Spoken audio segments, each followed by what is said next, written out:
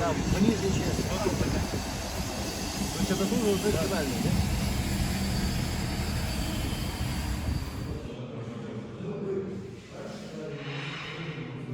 Выливается, ну, дети выливается, моют скажки. То есть это рукомойник для самого маленького шматка. Причем температура регулируется.